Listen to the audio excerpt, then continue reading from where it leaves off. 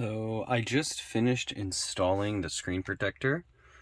Pretty easy to put on, really easy, but I will say I have one it's not perfect. It was the cheap one. It wasn't a real expensive one. You could pay like $100 or like $50 to $70 and get a better one.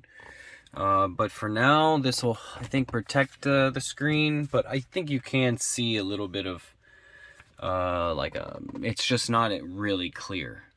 It's not really clear. It's a little bit of haze to it. This is the brand TopFit touchscreen for model SX3NY.